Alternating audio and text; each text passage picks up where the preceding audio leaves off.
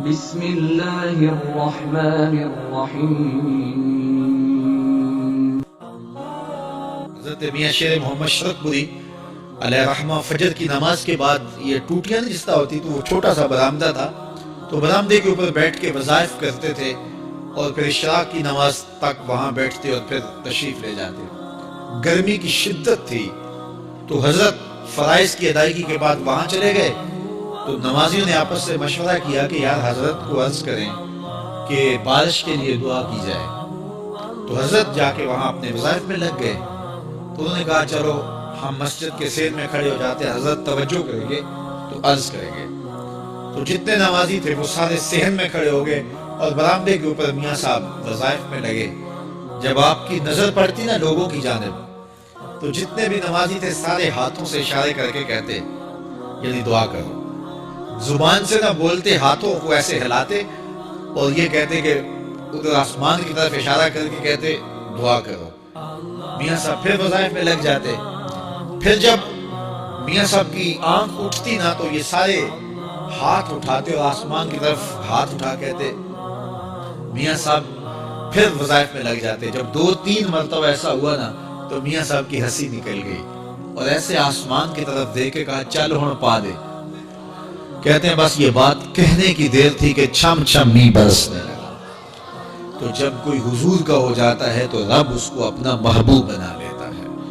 تو حضور کی محبت خدا کی محبوبیت کا ذریعہ ہے، اس لیے ہمیں حضور کا پیار اپنی روحوں میں موجزن کرنا ہے، حضور کی محبت اپنی روحوں میں اتارنی ہے، اور محبت اپنے تمام تر تقاضوں کے ساتھ جب روح پذیر ہوگی تو پھر ہمارا انداز زندگی بھی سنور جائے گا، ہماری آخرت بھی سنور جائے گی۔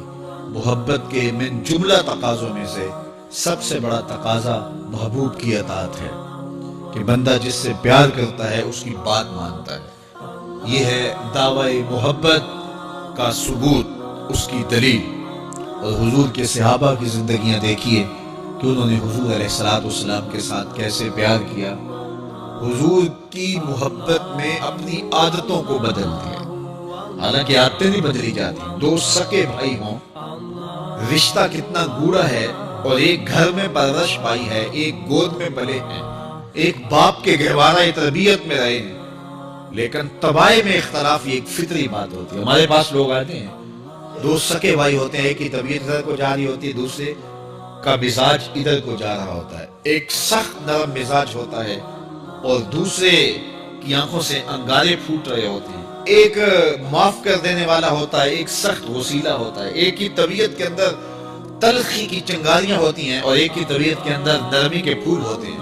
آپ نے بھی دیکھا ہوگا، تو یہ ایسا ہوتا ہے۔ اب اسی طرح کھانے پینے کی چیزوں میں طبائع کا اختلاف یہ فطری بات ہے، ایک کو ایک چیز پسند ہوتی ہے، دوسرے کو وہ چیز پسند نہیں ہوتی ہے۔ بعض کا ماں کو مسئلہ ہوتا ہے کہ یہ چیز اگر میں تیار کرتی ہوں تو میرا دوسرا بیٹا نہیں کھاتا، تو اس کے لیے بعد سے الگ سے کوئی چیز تیار کرنی پڑتی ہے کہ اس کی ڈیمانڈ یہ ہے اور میرے اس بیٹے کی ڈیمانڈ یہ ہے۔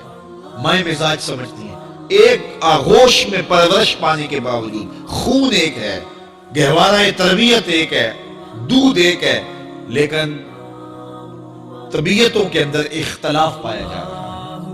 لیکن صحابہ کی زندگیاں دیکھیے، انہوں نے اپنی طبیعتیں بھی حضور کی طبیعت کے سانچے میں ڈال دی۔ حضرت انس بن مالک کو کسی نے دیکھا کہ وہ شوربے سے کدو کے ٹکڑے نکال کے کھا رہے ہیں، تو کہا یہ کیا کر رہے ہو؟ کہا میں نے ایک دن حضور کو یوں کرتے ہوئے دیکھا تھا۔ تو طبائع کا اختلاف یہ ایک فطری اختلاف ہوتا ہے، لیکن صحابہ نے اس کو بھی چھوڑا اور حضور کی محبت کے سانچے میں ڈال دیا۔ پھر اس چیز کا انتظار نہیں کیا کہ حضور کا فرمان کیا ہے، حضور کی چاہت پہ اپنے مزاج کو بدلا۔ اللہ اکبر۔ حضور علیہ السلام مدینہ المنورہ کی گلی سے گزر رہے تھے، ایک گنبد نما مکان بن رہا تھا اور ایسے مکان حضور کو پسند نہیں تھے۔ تو آقا کریم علیہ السلام نے پوچھا یہ مکان کس کا ہے؟ کہا فلاں انصاری کا ہے۔ حضور گزر گئے، چہرے پہ تھوڑے سے ناگواری کے آثار ہویدہ ہوئے۔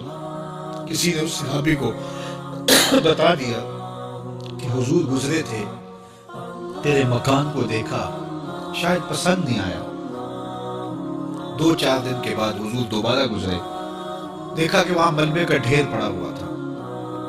فرمایا اس صحابی کو بلایا گیا، کہا میں پرسوں ترسوں گزرا تھا، تیرا مکان دیکھا تھا، یہ کیا ہوا؟ عرض کی میں نے گرا دیا ہے۔ فرمایا کیوں؟ عرض کی سنا تھا آپ کو پسند نہیں، سنا تھا آپ کو پسند نہیں۔ میں اور آپ دیکھیں ہمارا کیا کیا حضور کو پسند، سر سے لے کر پاؤں تک، نجی زندگی سے لے کے سیاسی زندگی تک، اپنے امور ذات سے لے کر کے اپنی معاشرتی زندگی تک، ہمارا کیا کیا حضور کو پسند نہیں، اور ہر وہ چیز بدل دیں جو حضور کو پسند نہیں۔ محمد دی زیارت محمد دے رنگ وچ، اے ٹھگ بازیاں جانے پیارا محمد صلی اللہ علیہ وسلم۔ میرے شیخ کامل کا ایک شعر ہے، اور وہ شعر اتنا وزنی ہے کہ اگر میرے پاس جواہر لال موتی ہوں اور میں ایک پلڑے میں ڈال دوں اور ایک پلڑے میں یہ شعر رکھ دوں تو یہ شعر پھر بھی بھاری ہوگا۔ یاری لا تو پاک نبی سنگ، اے پر پوری یاری، پھر درود قبول ہے تیرا لکھ نہ لوں ایک واری۔ 1.25 لاکھ مرتبہ درود پڑھنا ایک طرف، اور ایک دفعہ حضور کی ذات پہ درود پڑھنا، ان کی محبت کے سانچے میں یوں ڈھل کر کے جو وہ کہتے ہیں وہ میری زندگی کا عمل ہے، یہ اس سے وزنی ہے، یہ اس سے بھاری ہے۔ تو حضور کی محبت، حضور کے ایک صحابی تھے، وہ حضور کو ملنے آئے، اور آئے تھے بحرین سے۔ اچھا، انہوں نے حضور کو سلام کیا تو حضور نے رخ پھیر لیا، ناراضگی کا اظہار کیا، تو وہ سمجھے کہ شاید حضور نے ایسے ہی رخ پھیرا، تو جدھر حضور نے رخ پھیرا وہ ادھر جا کے سلام کرتے ہیں، تو حضور نے پھر رخ پھیر لیا، سمجھ گئے کہ حضور ناراض ہیں۔ اب انہیں سمجھ یہ نہیں آ رہی تھی کہ ناراضگی کا سبب کیا ہے۔ وہ اصحاب رسول سے پوچھنے لگے کہ حضور مجھ سے ناراض لگتے ہیں، آپ میں سے کوئی بتا سکتا ہے کہ حضور کیوں ناراض ہے؟ اللہ اکبر! آج تو کوئی بڑا باپ ہو، مرشد ہو، استاد ہو، ناراض ہو جائے اور شاگرد کو ناراضگی کی وجہ معلوم نہ ہو تو وہ الٹا ناراض آگے سے ہو جاتا ہے کہ میں نے جرم کیوں کیا ہے کہ استاد کا مزاج بگڑ گیا ہے۔ اللہ اکبر! لیکن ذرا دیکھیے، رنگ دیکھیے محبت کے، وہ صحابہ سے پوچھتا پھرتا ہے کہ حضور مجھ سے ناراض ہیں، مجھے بتائیے کہ کیا سبب ہوا؟ تو انہوں نے کہا کہ یہ تیرے ہاتھ میں جو سونے کی انگوٹھی ہے، اس سے حضور ناراض ہیں، کیونکہ حضور اس کو منع کر چکے ہیں۔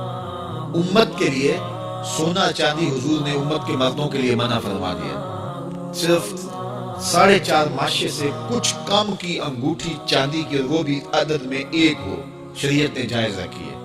اگر 2 ماشے کی 2 ہوں گی تو پھر بھی جائز نہیں۔ عورت کو جائز ہے 10 انگوٹھیاں پہنے، سونے کی پہنے، چاندی کی پہنے، یہ اس کا زیور ہے۔ مرد کو زیور کی ضرورت نہیں ہے، زینت کی ضرورت نہیں ہے، لہذا مرد کے لیے 1 انگوٹھی رکھی گئی ہے، وہ بھی اس لیے کہ اگر وہ کہیں مشکل میں ہو تو اس کو بیچ کر کے 2 وقت کا کھانا لے سکے۔ باقی اس کے لیے انگوٹھی 4.5 ماشے سے کم کا چاندی یا سونا 1 ماشا ہی کیوں نہ ہو، اس کے لیے جائز نہیں ہے۔ تو اس نے سونے کی انگوٹھی پہن رکھی تھی، لیکن اسے حرمت کا پتہ نہیں تھا، تو اس نے کہا کہ حضور مجھ سے کیوں ناراض ہیں؟ تو صحابہ نے کہا شاید یہ اس انگوٹھی کی وجہ سے ناراض ہیں۔ تو اس نے یہ نہیں کہا کہ مجھے تو پتہ ہی نہیں تھا، میرا کیا قصور؟ خیر، اس نے انگوٹھی اتار کے حضور کو پیش کرتے کہا حضور آپ اس وجہ سے ناراض ہیں؟ حضور نے انگوٹھی پکڑی اور ایسے پھینک دی، ناراضگی کی وجہ ختم ہو گئی، وہ بیٹھ گیا، بات شروع ہو گئی۔ اللہ اکبر! جب سلسلہ کلام ہوتا رہا، جب مجلس برخاست ہوئی، لوگ اٹھ کے گھروں میں جانے لگے، وہ بھی اٹھا اور الٹے پاؤں سے پیچھے چلا، تو کسی نے اس کو کہا وہ انگوٹھی تو اٹھا لو، سونے کی انگوٹھی ہے، قیمتی ہے، چلو تمہارے لیے پہننا جائز نہیں، تمہاری بیوی کے لیے تو جائز ہے۔